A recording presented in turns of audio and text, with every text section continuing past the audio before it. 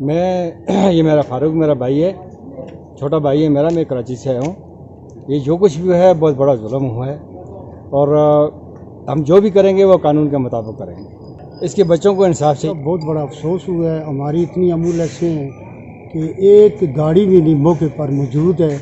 हमने जो dead body अभी लाई है हाल गांव से, तो बड़े अफसोस के साथ कहना पड़ता है कि अपने बंदरबस पर कोई गाड़ी वहाँ मौजूद ही नहीं है। काले करें आगे से उठाते ही नहीं हैं। थाना शेरवान के नवाई इलाके हाल खाला में आज एक नाखुशगवार वाक़या पेश आया, जिसमें पत्थर उठाने पर एक नौजवान की जान ले ली गई।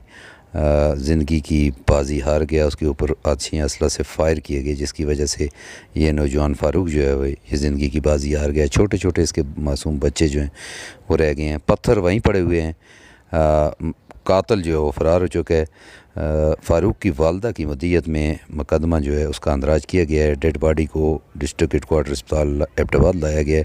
अफसोस के साथ ये कहना पड़ता है कि वहाँ तनावल शेरवान में एम्बुलेंस सर्विसेज चलती, प्राइवेट एम्बुलेंस सर्विस है जो इलाके की फलाह व बहबूद के लिए थी। इन लोगों को वो गाड़ी दस्तयाब नहीं हो सकी। ये ट्रेले में इस डेड बॉडी को लाए हैं। मुतअद्दिद इन्होंने कॉलिंग की हैं TWO तनावल वेलफेयर ऑर्गेनाइजेशन को, मगर उन्होंने इस हवाले से कोई एक किरदार अदा नहीं किया। तो ये एम्बुलेंस सर्विस हमारे तनावल के अवाम के किस काम की?